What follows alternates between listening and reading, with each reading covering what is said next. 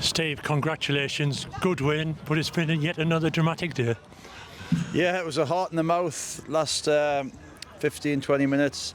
I thought we started and controlled the game really well. We'd created plenty again today.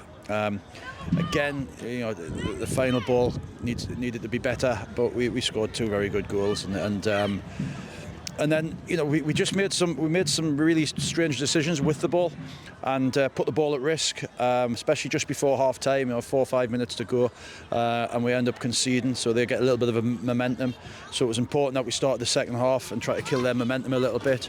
And it was a very open game. They're a team that we both needed to win for different reasons. So it was quite an open game, which is it's not enjoyable to manage. So they kept leaving people forward, and they kept breaking to them, and we got broke on quite a few times. So yeah, as I say, two teams really going for it again, and we've got the 3 points we needed in the end. Our two deadline day signings both got themselves on the score sheet there. Will McGowan with a lovely goal, and Louis there, what a lovely goal by him. Chested the ball down, courage the light, volley into the bottom corner.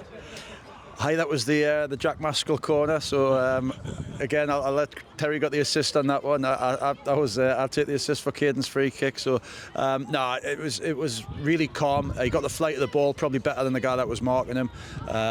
So he had the composure to take a chest and a really good finish.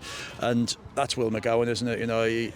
He got himself into a pocket, number 10 pocket, and he's a clinical finisher. And both the lads, hadn't played a massive amount of football, so you could see at the end, both Louis and Will, especially when he had to make that halfway line to the goal run, and then it bobbled for him.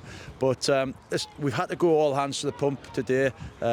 We got a couple of bodies over the line, and then you lose Will Flint just before the game, and we thank Doncaster for letting us have Will. He's been fantastic for us, and we wish him all the best going forward. So that was disappointing, and obviously lose Maskell. So the two that came in just replaced the two that went out, really, and then obviously woke up to the news that Pete was ill this morning. So as you know, we've had a stressful old week, but we've got the points we needed. Yeah, and it keeps the momentum going, doesn't it? We've still got the playoffs in sight.